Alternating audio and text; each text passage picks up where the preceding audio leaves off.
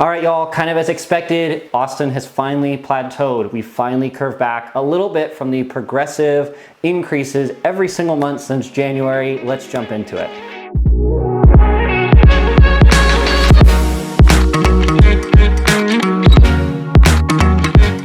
What's going on, y'all? It's Mason Bleasdell, your Austin real estate agent, and I can't believe it either. We're in August now. Looking back at July stats, like I mentioned in the intro, we finally have tapered off as I predicted for the last month or two. Looking at current stats, we're finally seeing that for the first time since January, the average and median sales price has fallen, granted marginally, but has actually come back a little bit from steady months of progress ever since the beginning of the year. So let's jump right into it. Again, all of these stats come from the entire Austin MLS. So it's Austin as well as all of its suburbs and a couple of the surrounding areas. So again, it's different for every city, but this gives us a great picture of what's going on here in Central Texas. Let's get right into it. So for July of 2023, we saw a decrease, a moderately substantial decrease, although not abnormal, given that we're at the end of summer right now. Normally we see a little bit less activity, but volume went down to 2,969 homes closed in July of 2023. We saw an average sales price dip slightly to $584,000. Percentage of list price to sales price remained the same, right about 97%. Average price per square foot also down to $270.68. We also saw the average days on market remain the same at about 55. Looking at the medians, we saw the median sales price down to $450,000, a pretty good decrease actually from June here. Median percent list price to sales price remained the same at 99. Median price per square foot remained the same at $233. That's an interesting one I want to talk about a little bit more in a second. And the median days on market actually went up for the first time in a little while to 29. Now, talking about that median price per square foot, that does really show that yes, while Austin has seemingly tapered off just a little bit here, it is remaining pretty steady. That median price is a good indicator of your quote-unquote average home in the Austin metro, and that sales price per square foot remaining roughly the same again shows nothing's world-ending here. This isn't some dramatic shift. It just means Austin's leveling out, at least for the time being. But this really shows when I show you the 2022 stats.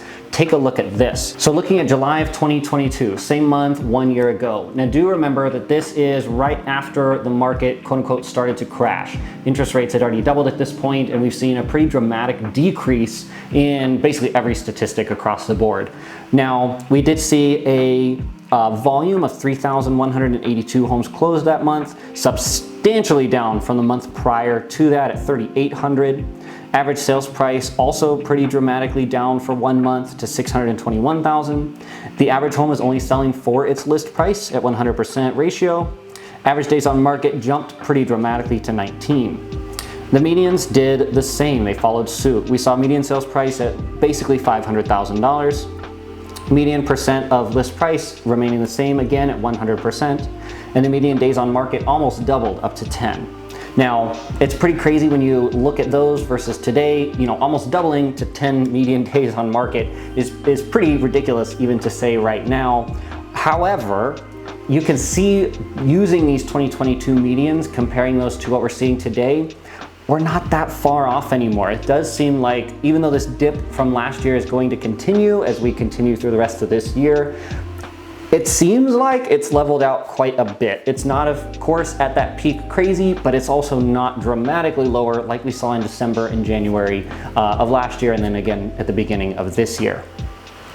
Now, one of the biggest leading indicators that we look at is what's going on currently, because of course, what's going on right now is going to affect these stats in the next 30 to 60 days. Of course, that time from the time going under contract to the time of actual closing.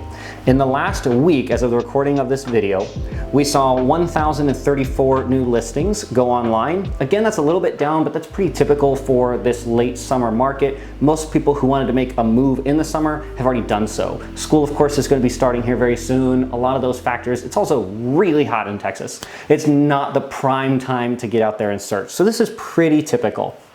During that same period, those 7 days, we saw 941 homes go pending. So again, there's a little bit more on the market than there are buyers for. We also saw 1,654 price drops.